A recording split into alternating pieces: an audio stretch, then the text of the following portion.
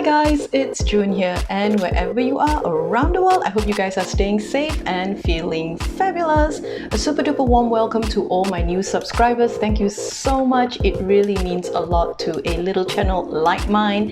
And for those of you who are already subscribers, it's great to have you back again. We are kicking off this year with a book. Actually, it's the first book I finished last year. In today's episode, we will be looking at the Wolf's Table by Italian author Rosella Postorino. So let's get rolling.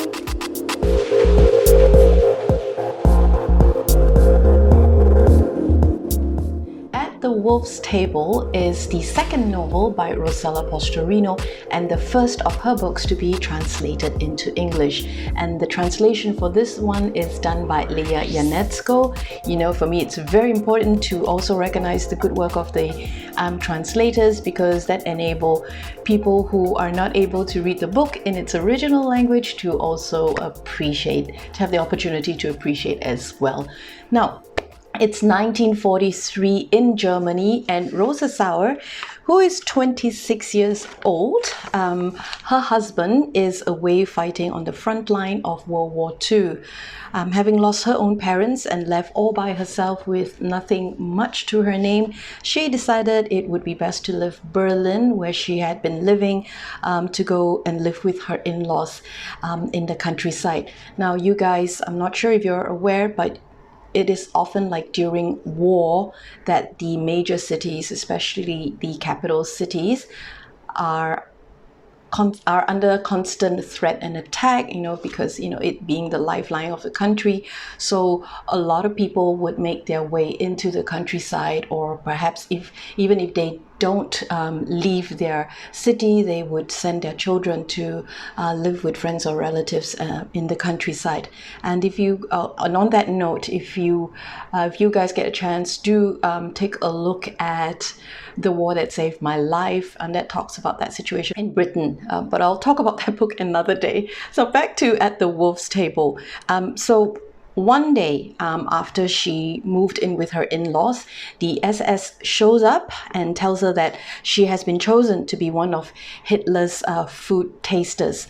Now, I know the term food tasters kind of like conjure up this image of, wow, you know, given loads of food, different types of food to taste, to try. But in this case, I'm not sure. I think the term food taster, well, yeah, for me, I think it's more like food tester, in a sense that they are there to test if the food is safe enough for their leader, Adolf Hitler, to consume.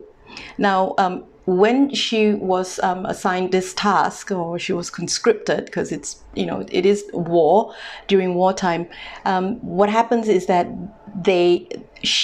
Rosa and 9 other women are fed 3 times a day food that will actually eventually be eaten by Hitler if it was deemed safe. Now, this all takes place at his secret hideout, secret headquarters known as the Wolf's Lair. Hence the title of the book, At the Wolf's Table.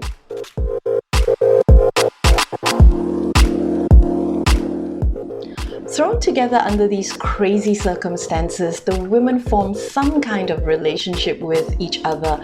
They are rivals, they are friends, they are sisters thrown together as food tasters. I guess everyone copes differently.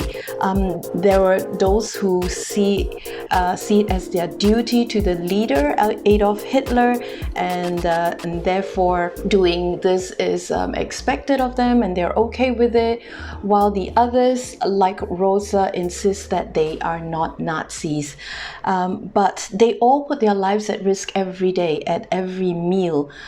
But then again, what choice did they have, considering the circumstances?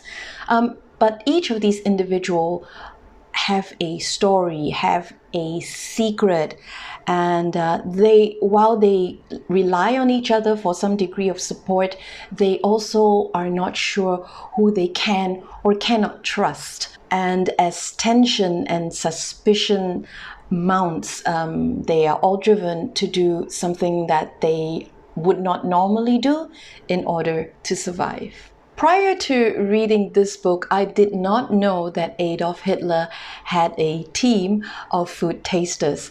Now, this whole concept of food tasters is something that I often associate with stories I heard about, emperor and empresses of China of a long time ago, and I remember being told that they had food tasters as well, and they would use a pair of silver chopsticks or something like that, and if the chopsticks turn black or changes color, it means that the food is poisoned. But I really did not know about food tasters for Adolf Hitler during the World War II.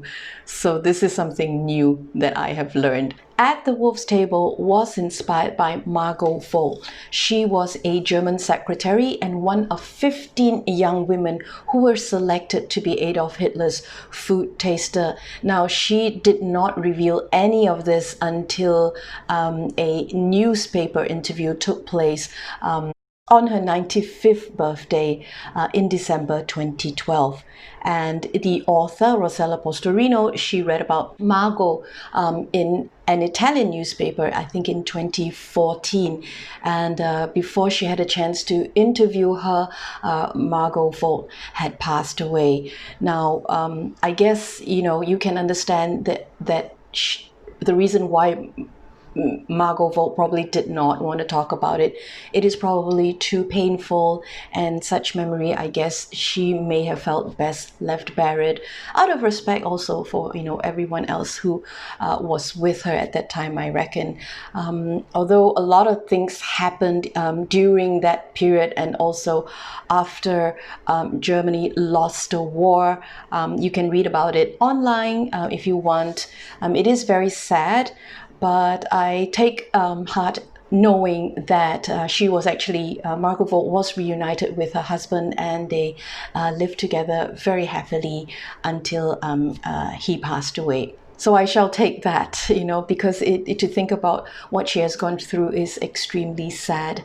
So the author, Rosella Postorino, decided she would go ahead with the writing of this story anyway, and so there is this fictionalized character of Rosa Sauer. I do find this book very touching in many ways, although the focus is mainly on Rosa being a food taster at the Wolf's Lair.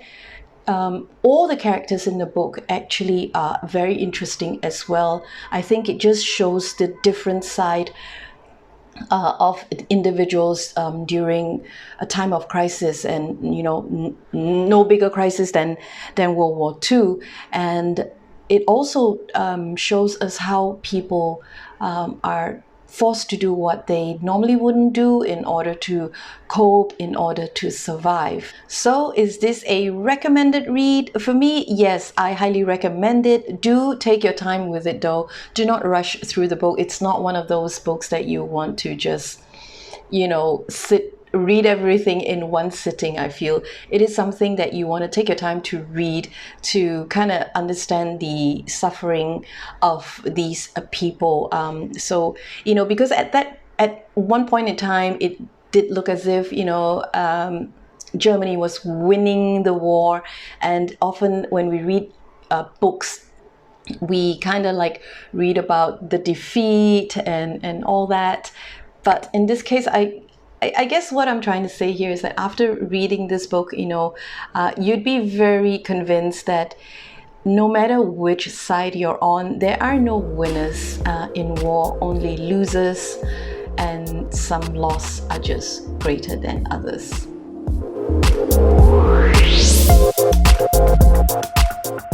That's all for this episode. Thank you so much for watching. Please give this video a thumbs up, listen to the ninja, like, share, and subscribe to my channel.